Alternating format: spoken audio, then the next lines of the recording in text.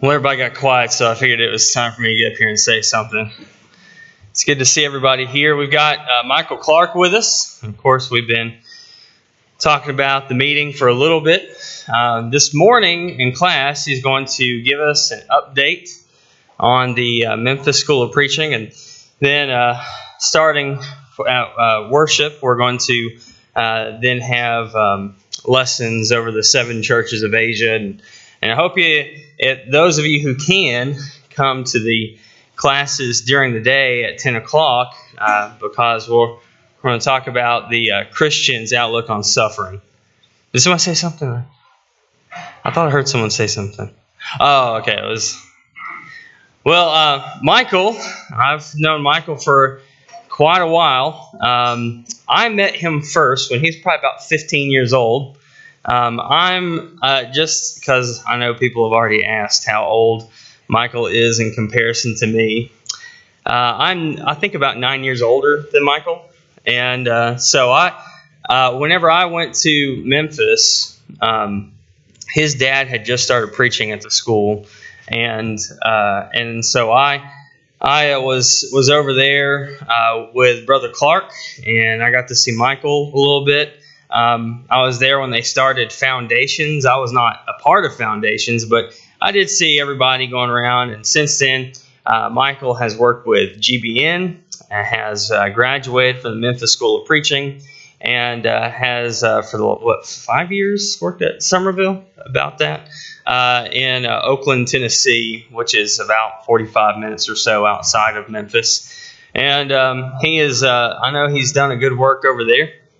And he is now working with the Memphis School of Preaching, trying to go around and visit congregations. And much of the reason why he's here today with us. And so I'm not going to take up any more of his time. And, Michael, come and give us an update here.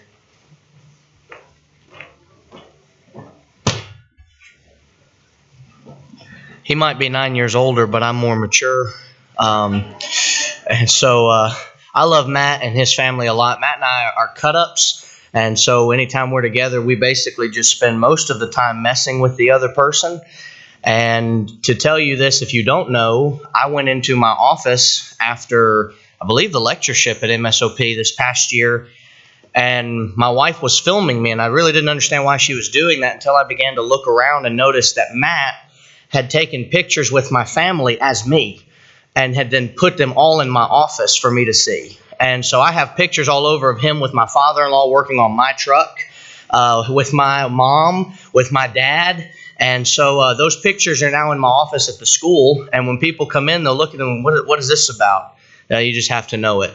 It's just something Matt did to mess with me. And so I am excited to be here with you all this week. I'm excited to see more of God's people in this area. This is the first time I've ever been out into this area to do a gospel meeting or to speak.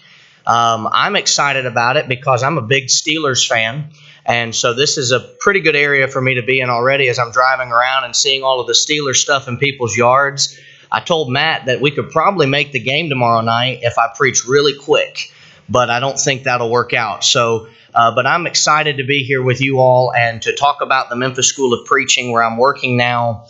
I was in local work for 5 years, and an opportunity was presented to me earlier this August to go over to the school and work as a recruiter and digital promotions. And so now my job is to talk about the school, bring people to the school, and to inform them about the work that we're doing. And so the reason that we try to inform people about the work that MSOP is involved in is because some of them in this world, people don't know. They're not aware of the work that's being done. In fact, there have even been times where I've been at a congregation locally near the school, and they just, for whatever reason, have not heard about it yet. And so word of mouth is a powerful way to spread the news. And as we think about the world that we live in, there's estimated about 8 billion souls in our world right now.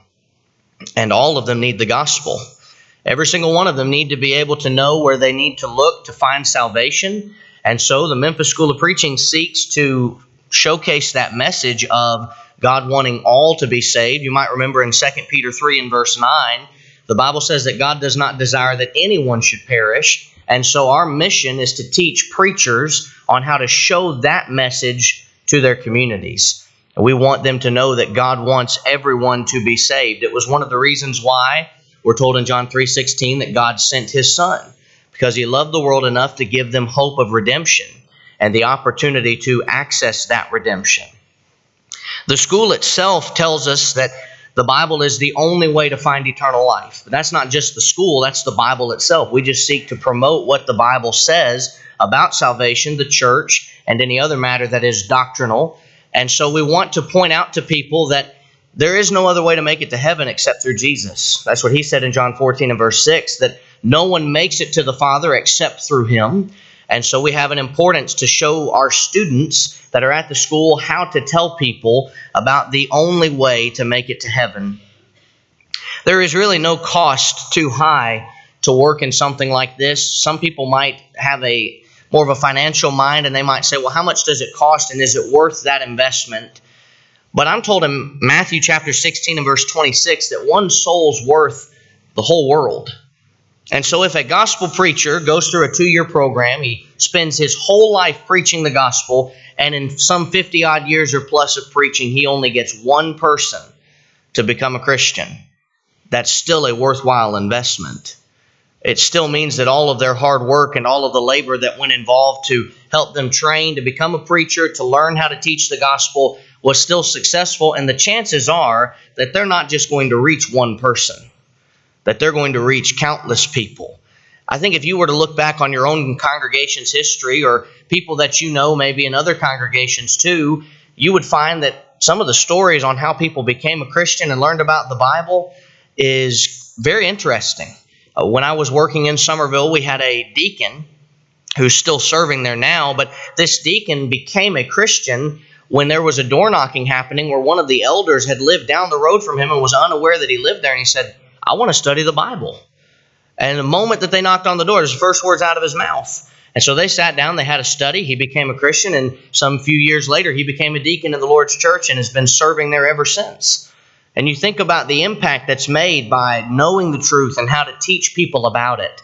And our preachers need to know that as well. What a blessing it is to work at a school where that's what we're trying and striving to train each of our students to do. But we train the students to be men of the book. They're not just fact knowers. They don't just know the knowledge. They need to live it. There are too many people in the world that say one thing and do another. And if you ever want to know about that, just wait for an election year to come up and you'll hear all kinds of things. I'm going to do this, I'm going to do that. Everyone says it. Hardly ever does anyone do it. There are too many people in the world that make promises, that know stuff, and they say what's right, but they themselves don't live it. And so we want our students to know that when they leave school and they go to their communities, they need to be men of the book, not just people who know it. I heard of a story of a preacher who moved to an area, and he went to the local grocery store, and when he got to the checkout line, he saw a picture of the previous preacher. And underneath it, it said, "Do not serve this man." Come to find out, he'd been writing faulty checks to that grocery store back when that was still a common practice. And here this new gospel preacher's moved to this area, and the church's name has been put into the mud by the previous preacher because he himself was not living as the book would tell him to live. And even in my area, we had that problem where a former mayor was a member of the church, had done some things that were not good, had to resign in disgrace. And for a few years, when I started to get into the community and I would tell them who I was and who I was with, I had to have about a 5 to 10 minute conversation about when we don't support what that guy did.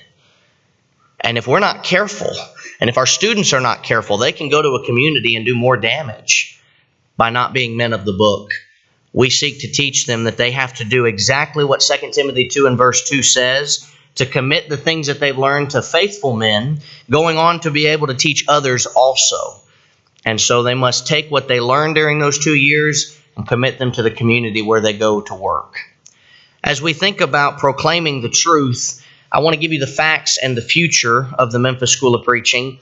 The facts, if we really wanted to tell you the exact amount of students that graduated, I couldn't give it to you because, unfortunately, when the school first started, there wasn't a log kept.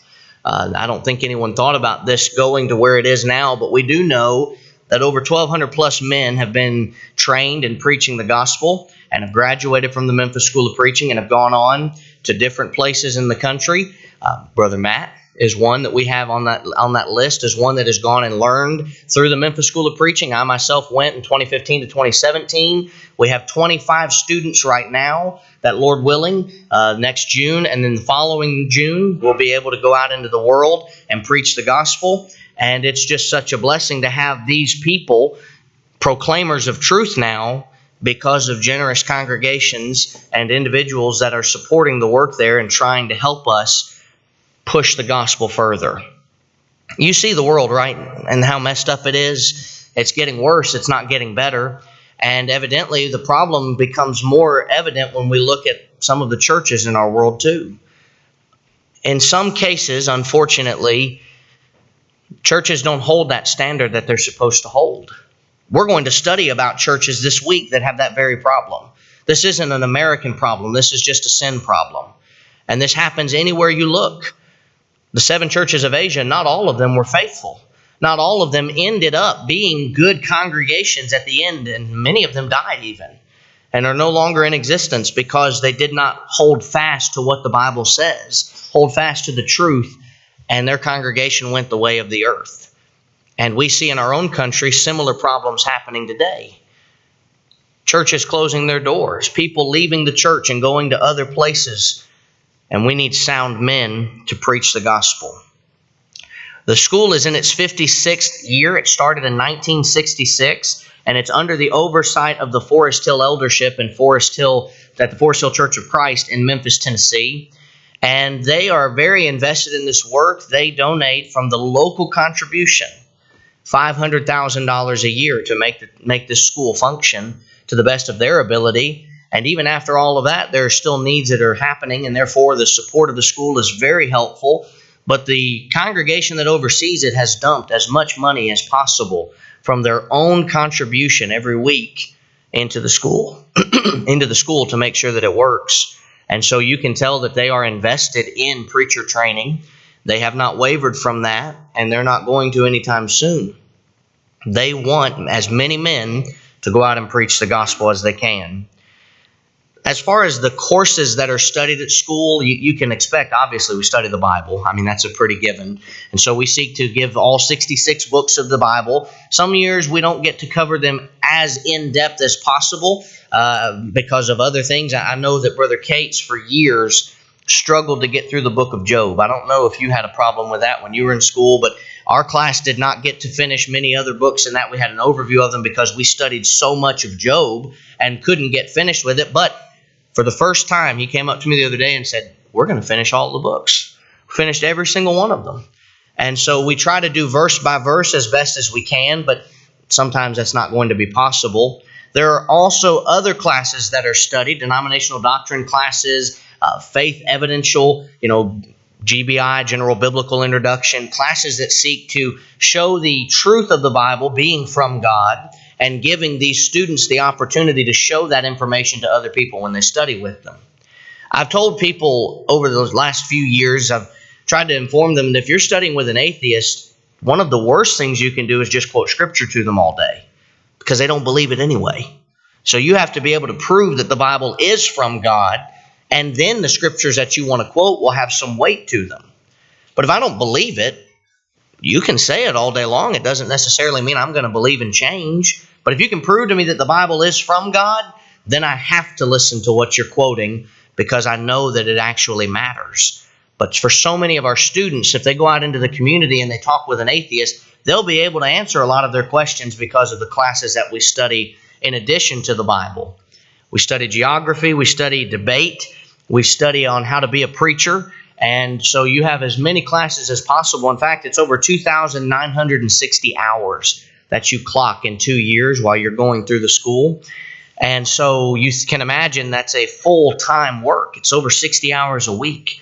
And therefore, our students that come to school don't work outside of school as far as the students themselves. Sometimes a student wife might need to work, and that is allowed. But most of our students that we have come through, if they think they need to get a full-time job on top of that, they're usually not going to make it very long because it's a full-time job being a student at the Memphis School of Preaching. You've got class time to be involved in. You've got assignments to be working on. You have different trips that the school asks you to take. In fact, just this past week, they were all on campaign, and they went to Cleveland, Alabama, and Eagleville, Missouri, and knocked on doors in those two communities and had a gospel meeting in the evening. And so they're involved almost every day of the year doing something. They have time off, but they're constantly being involved in the work of the church, kind of getting a taste of what local work is really like. You know, in local work, preachers don't get summers off like a school teacher might. Preachers are expected to be able to work at any need. If there's an event coming up, the preacher needs to be able to be there. And so we're trying to train them on what to expect when they get into local work. It is a full-time profession. And so they seek support so that they don't have to worry about getting a job on top of that, because the school is a rigorous, demanding, and intensive study of the Word of God. And for the students that get to go and do nothing but, they benefit greatly from it. People have asked if we're accredited by an accreditation board, and we proudly say that we're not. You can imagine, if you know anything about accreditation boards, the problems that will come with that, because a lot of times if you become accredited, that board can then tell you that they don't want you teaching certain subjects anymore. And you can see the problematic, difficulty that would give to the school if they say, well, you can't teach on this issue anymore, or you can't use this book anymore, and we need you to use this book instead. We're recognized by the state of Tennessee, and so in the state of Tennessee, you have full accreditation, but outside of the state of Tennessee, it's equivalent to, it's not equal. It's not the exact same thing. It is equivalent to what would be a bachelor's of the Bible. And we're glad that we are not accredited, because we don't want to be told what we can and cannot teach. We want the Bible to tell us what we can and cannot teach. We're not in the degree-giving business. We do give out a diploma at the end of the 2 years to show that they have earned what they have been working toward, and that they are able to be they can access it, Help me out here, Matt. They can access the rights and privileges that they have to that degree, but it is not a degree. It's really just a diploma. And in fact, I don't think I have it in my wallet now, because I was a wraparound. And so you start in one point of the year that is different from the June and August starting times. Mine was January. And so you kind of graduate twice. And so the first time I graduated, they handed me an empty diploma. And I had to give that shell back to the school so I could finish my 6 months that were remaining. And the second time that I graduated, I got my full diploma, and there's a little card that you can put in your wallet and show people when you need to. It's a mini diploma, we call it. And so I don't think I've got that on me, though. I'll look and see, and if I do, I'll show anybody that wants to see what it looks like. But it's the same thing, just on a little laminate card. But we're not in a diploma, in a degree-giving business. We're not an actual school that is accredited, and we're glad that we're not. We have events that happen around the year at MSOP. We have what we call the MOST program, and this is good for people who maybe you don't want to go to school, maybe you don't think you can go to school and you're not available to, but you want to still learn about the Bible. You can get online at msop.org and watch all of the classes that go on every Thursday And you can actually study the whole Bible over the course of several years and be able to earn something similar to what you would get during the 2-year program. But it's not MSOP. If you are someone who aspires to be a preacher, I would not recommend you go through the MOST program. I'd recommend you go through the 2-year program.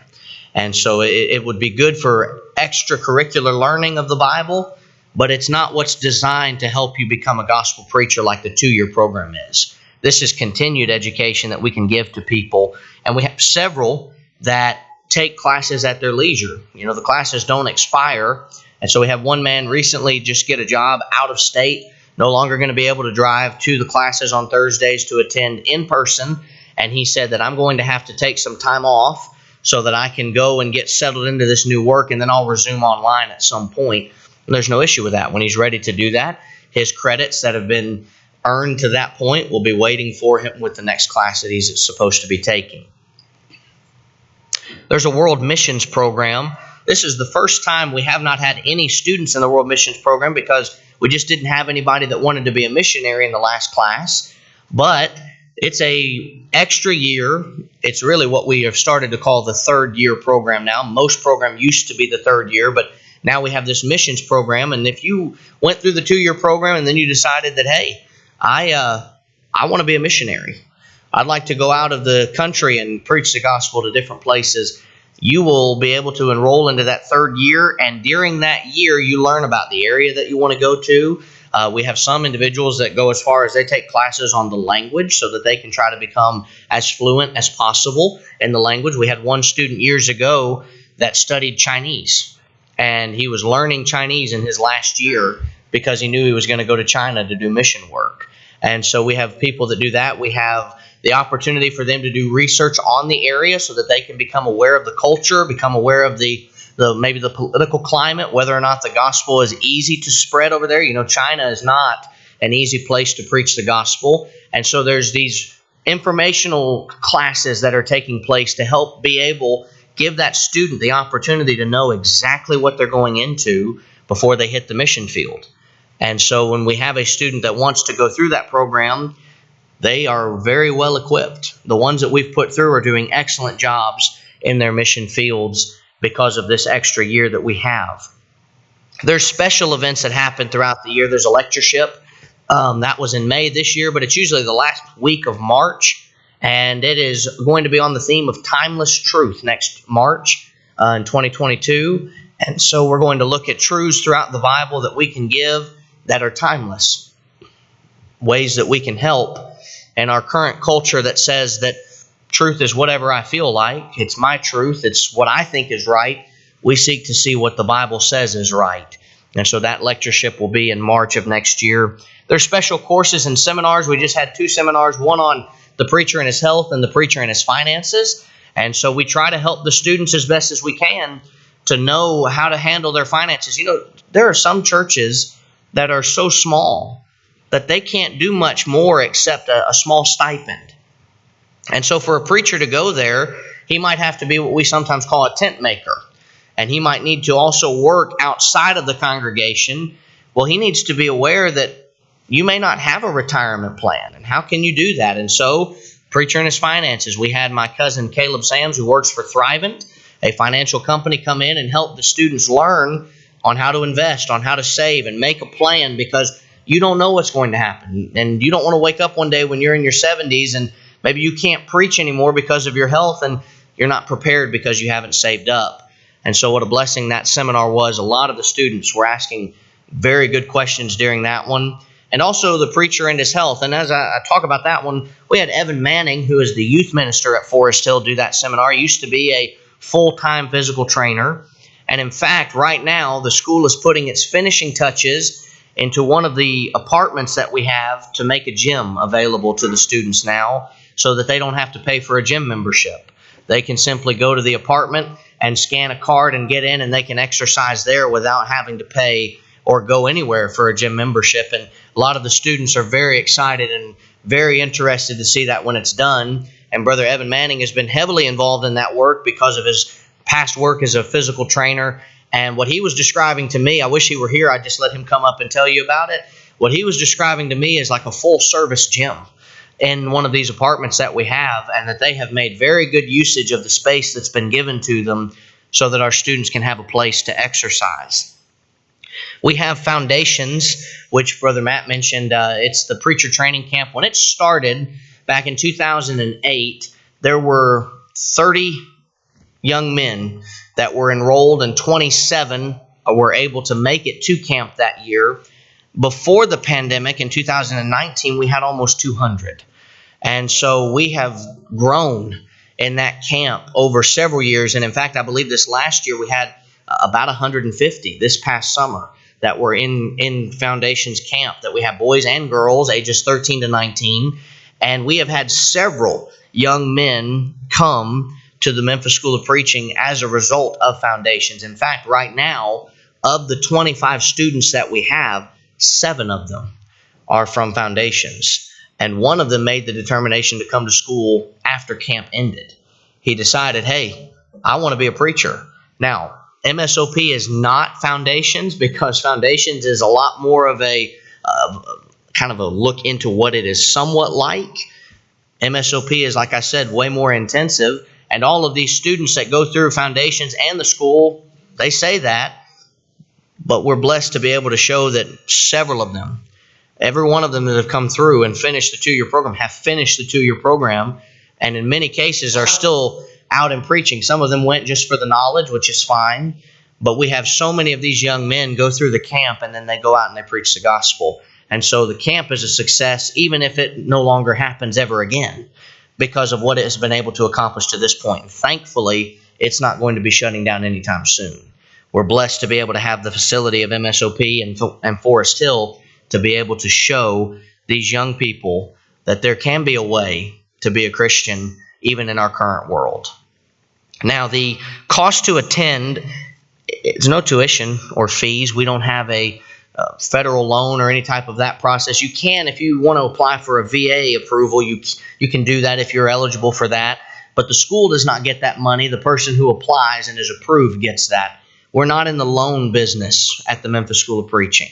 We ask for congregation and individual support to be given to the students so that they can make a living while they're there that will help them survive. You know, we ask that they pay for their living expenses and their books. That's all that the school requires of them.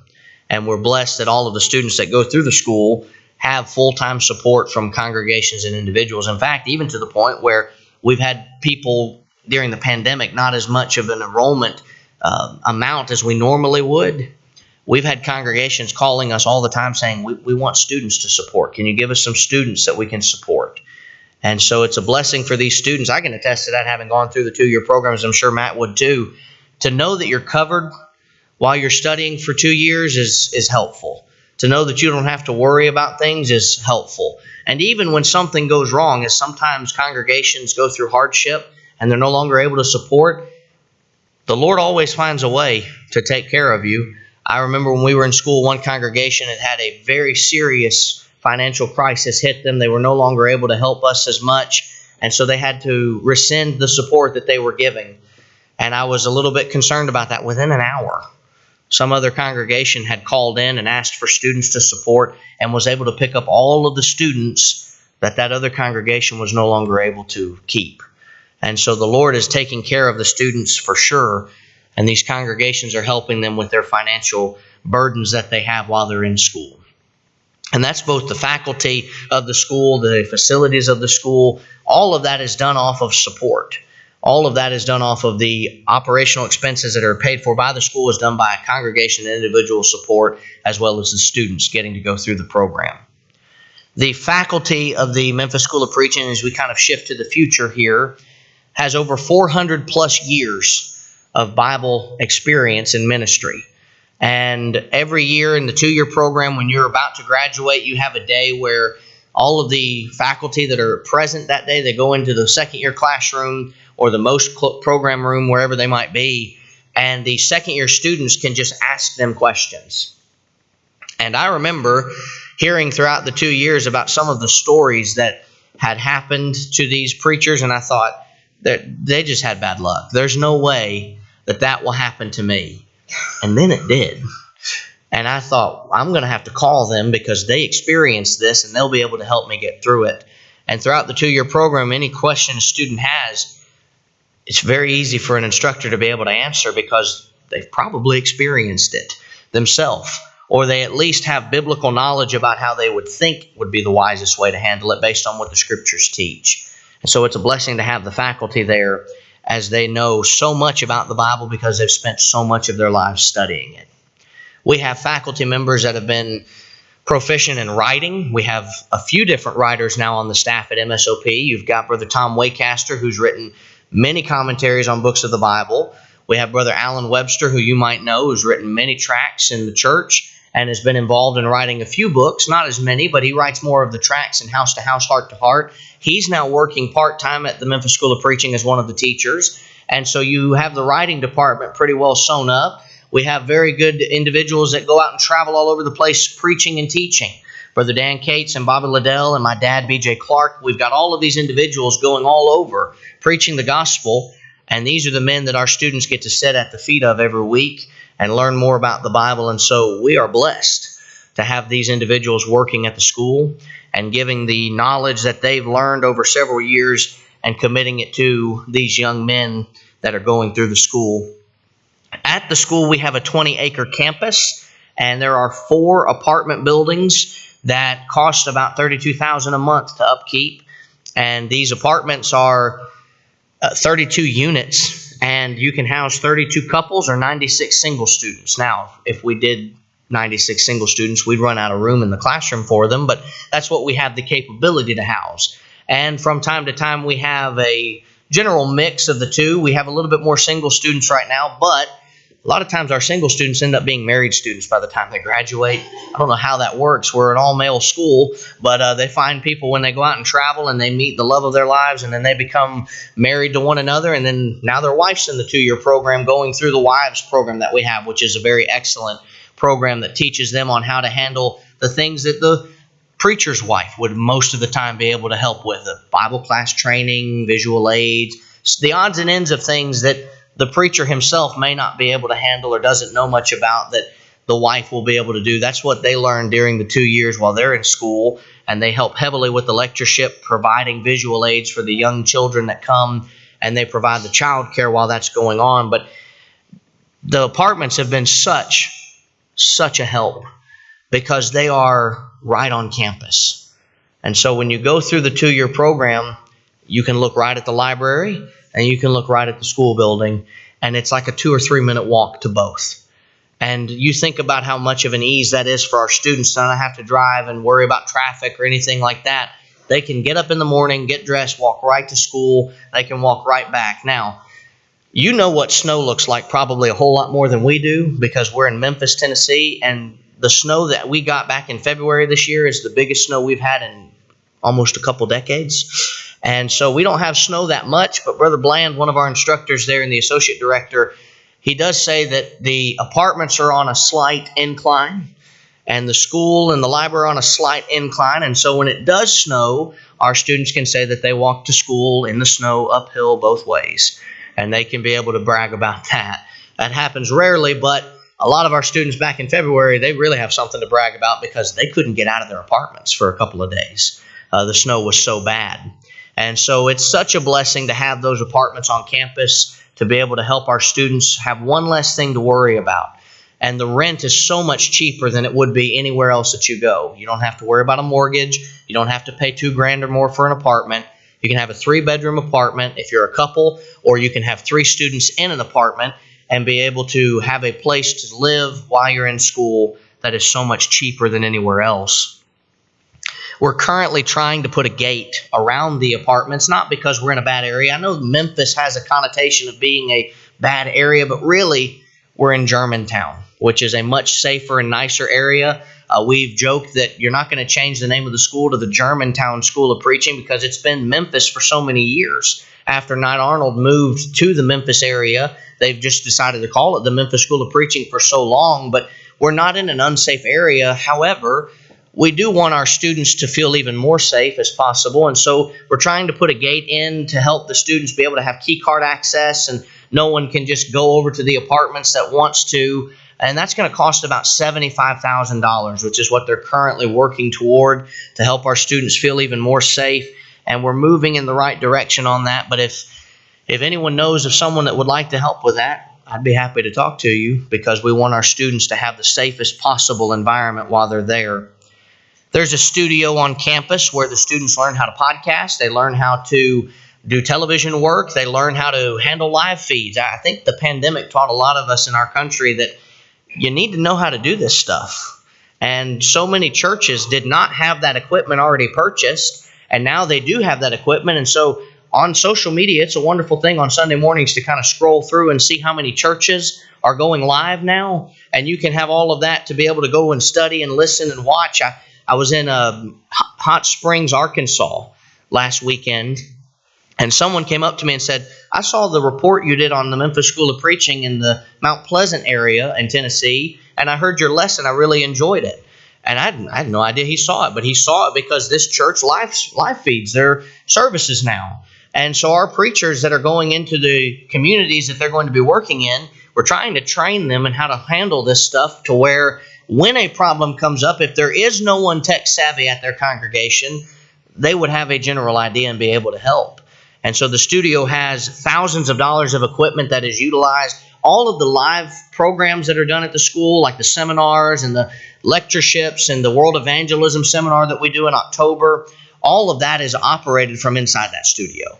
And so these students are trained in how to do that very type of work. And Brother Steve Ulrich works in the IT department at MSOP, and he does an excellent job in handling all of that. He's very knowledgeable, does a very good job of juggling all of the things that we do and helping to make sure that they are promoted and put out there for the consumption of the people. But if we finally close out with some application, I want to point this out to you of the importance of the Memphis School of Preaching. The reason why a work like this and really any other preaching school is important, we're not in competition with anyone. We don't worry about other schools. We don't think about them. We want them to succeed too, because they're trying to do exactly what the Bible tells us to do, which is preach the gospel to every creature. And any student that graduates from a school that teaches the truth is a student that is worthwhile having in a congregation preaching somewhere. I'm a little biased because of where I work, but that's understandable. I am supportive of any other school that's out there, but the reason these works are so important is because we have to make sure that we're on the path that's right and not just comfortable. It would have been a lot more comfortable for Jonah to make it to his destination than where God told him to go. You need to go to Nineveh. Well, I'd rather go to Tarshish. I don't want to go to Nineveh. Tough. You need to go where I told you to go, because that's where you're needed. That's where the work needs to be done. And Jonah tried to run away from doing what was right because he didn't like the people in Nineveh. And yet, at the end of that book, he still doesn't like them, to the point of even after they'd repented, Jonah says, I'd rather die. I'm not a huge fan of the Jonah running with God, running ahead of God illustrations we've heard for so many years, because when I read the book of Jonah, I don't see that. I see a man who ran from God, was swallowed up by a big fish, didn't want to be in that big fish anymore, so he prayed to God, was spat out of that big fish. He ran to Nineveh, he preached the gospel, and then the moment that they did exactly what God wanted them to do, he says, God, kill me. I'd rather not live in a world where they're saved than to be alive and be in a covenant relationship with them and you. Does that sound like a man running with God? That doesn't sound like a man that runs with God to me. It appears that Jonah had this prejudice against Nineveh that was so deep that he didn't even want them to be saved. He didn't want them to be spared. He had perched himself on top of the city to see what might become of the city. That was for their destruction. They'd already repented. He was hoping that they'd be destroyed. But we need to be on the path that's right. If Jonah had thought about what God wanted, which God ends the book by saying, should I not spare Nineveh? Are you really going to tell me that I shouldn't spare them? And some commentators say that the people who can't discern from their right hand and their left, are those little children? It very well could be. Are they people who don't know right from wrong, or the people that are in the town itself, the entire population of Nineveh? Either way, they have a soul. And those people need salvation. And Jonah didn't want them to have it. It would have been more comfortable for him to go to Tarshish, but the Lord said go to Nineveh. Same with Moses. Would have been more comfortable for Moses to stay in Midian. Would have been more comfortable for Jesus to stay in heaven. But the work that God needs done, a lot of times requires us to be in an uncomfortable situation. But that's because the world itself is going on a wrong path. The world hates us, and only a few small people choose to go the right way. The world hates those that are of the church. That's what Jesus promised would happen. If the world hates you, don't be shocked. Because if you were of the world, John 15 and verse 19, the world would love you. But because you're not, it will hate you. And so the world's on the wrong path, and there is so much work to do. There's so much to accomplish. And as we close out, I want you to think about this mission statement that we have at MSOP. We want to go where the church is not and establish it. We want to find places of the world, America, anywhere else, and establish it. We want to go where the church is weakened by maybe years of struggles, and we want to strengthen it. And we want to look to the mission fields and bring in those that are estranged from the Lord. That's what the school's seeking to do. I'm blessed to be able to work with them. And if any of you here know of someone, or you yourself are interested, for those that are wondering, we do ages 18 to 80. That's what we have as our school, ages. So if you're interested in MSOP, please see me this week. I'd be happy to talk to you about it and see what we can. If you know of someone that is interested, I'd also be happy to talk with them too. Thank you so much for your attention. I appreciate it.